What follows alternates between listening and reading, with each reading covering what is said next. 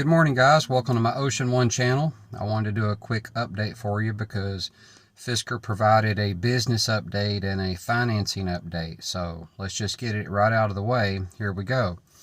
Fisker announces receipt of financing commitment of up to $150 million and provides a business update. So I'm going to go through this and give you my thoughts on each one. Good news. Funding will be organized in 4 tranches and is being provided by the holder of the company's 2025 dated convertible note. So that's good. We're going to get money up to $150 million. That's good news. The bad news is that comes at the expense of shareholders because that's going to mean more dilution. So the lower the share price is, the more we get hammered, at these levels.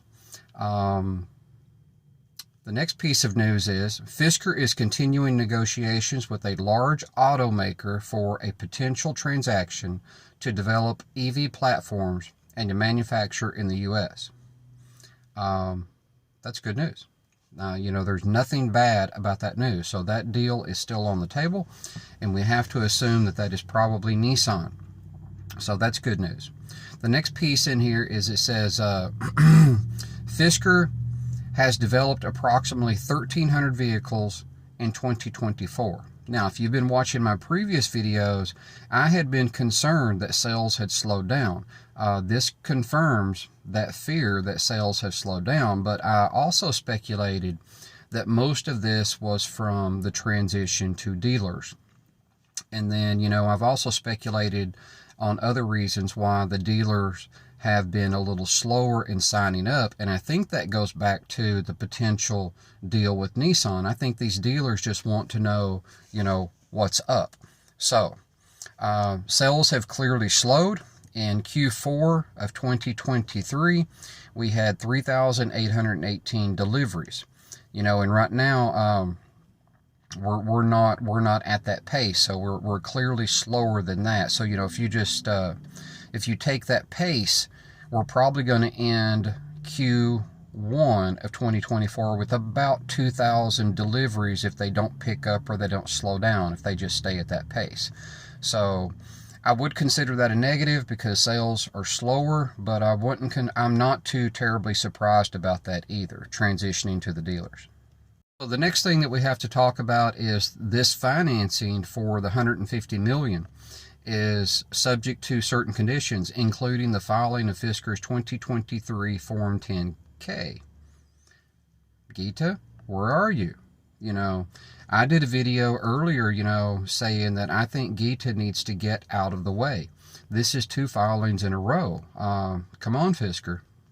Get your house in order and let's fix these issues. What's the next thing? Well, Fisker is continuing its negotiations with a large OEM auto manufacturer for a potential transaction, which could include an investment in Fisker. That's very good news. A joint development of 1 or more electric vehicles. Very good news. And North American manufacturing. Very good news. So that's still on the table, and that's very good news. And if that comes with a potential cash infusion, I think that by itself would remove the potential bankruptcy that is hampering sales right now. I think you take the dealer networks, transitioning to the dealer networks. Then you take the OEM news that puts the dealers, kind of in a limbo question mark there. And then you take potential customers that are thinking, hey, will Fisker survive? We need that OEM deal to remove a potential bankruptcy here. I think if we get that, then it's just totally removed, and, the clouds will lift and the sun will come out and start shining again for Fisker. Okay, we have another piece of news here. It says Fisker has produced approximately 1,000 vehicles in 2024 through March the 15th. Clearly a slower pace, and has delivered approximately 1,300 vehicles globally in that same time frame. So we've delivered, about what we produced. So, I guess that's kind of good. I consider that mixed. Sales are slower. Okay, we produced 1,000 vehicles, we delivered 1,300, so we have delivered more than we produced. That's good news. But the mixed news is that we're clearly slowing down. And Fisker just has some headwinds going against us here, with what I mentioned earlier, transitioning to the dealer networks. A possible OEM partnership, so what are the dealers thinking about that? They don't seem to be signing up as quickly as they were before that was announced. And, now we have potential customers with the Wall Street Journal article, saying potential bankruptcy out there. So, we need those clouds lifted. So we need an OEM partner now more than ever to build confidence back in the brand. And then Fisker put this in their press release this morning. I want to read this because I'm not sure what to make of it, okay? It says, in January, Fisker's U.S. registrations at 640 for the month topped Toyota and ranked 13th overall among brands selling EVs in the United States. According to S&P Mobility data cited by Automotive News.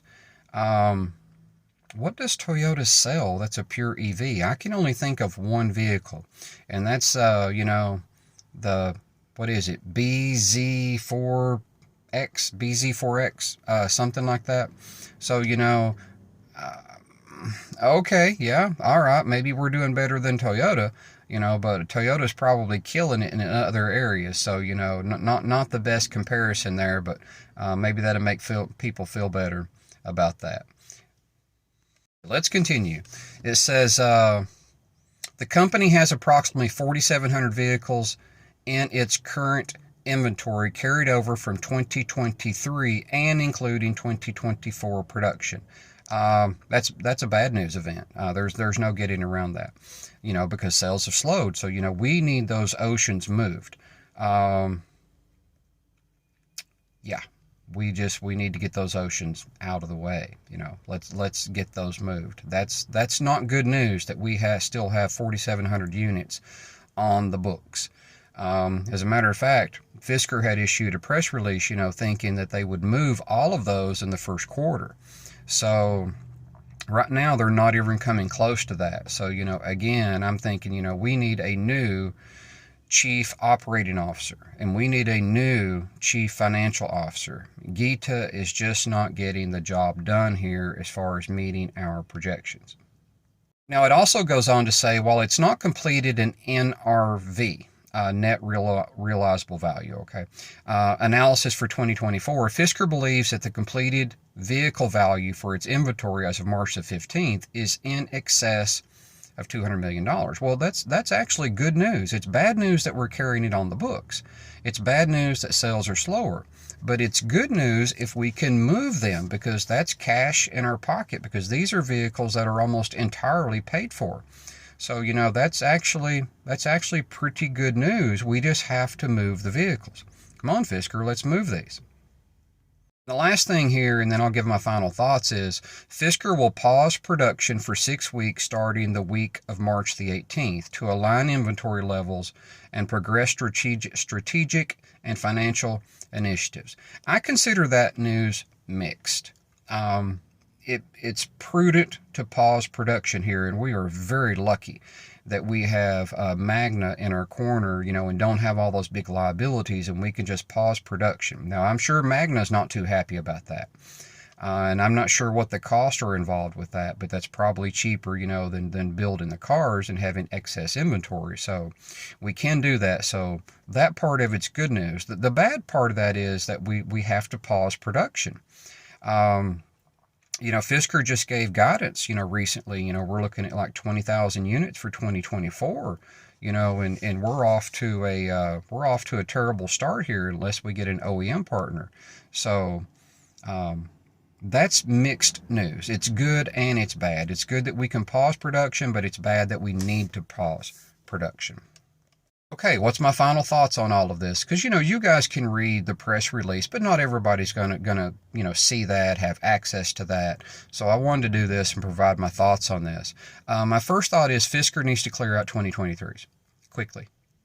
Let's get that done. Come on, Bill McDermott. Let's get us a fleet deal for your company. Let's get creative here. Let's do this. Let's move those off of our books. Let's get creative. Let's reach out to rental companies, businesses. Let's get it done. Okay, we need to move those oceans. Second thing in this is we get cash. So that's good. We need cash, but we're getting it at the expense of the shareholder. So that's, good news, bad news. It's keeping the lights on. So that's good news, but it's bad news that it's coming at the expense of dilution, mainly because of poor planning on Fisker's part.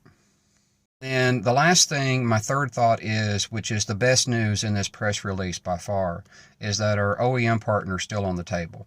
And from everything, that seems to be happening, that OEM deal will most likely go through.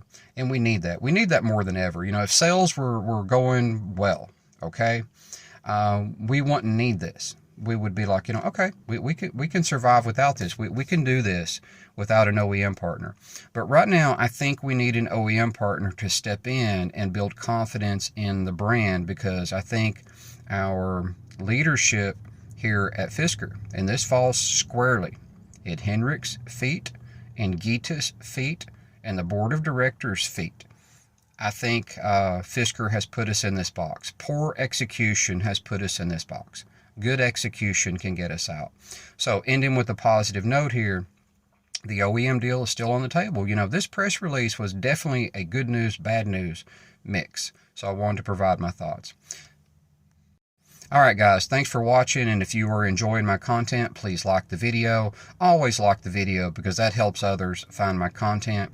If you've not subscribed, I would very much appreciate that. I'm just doing my very best.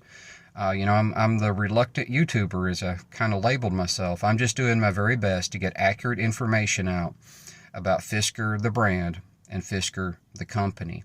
And I appreciate you tuning in. And until next time.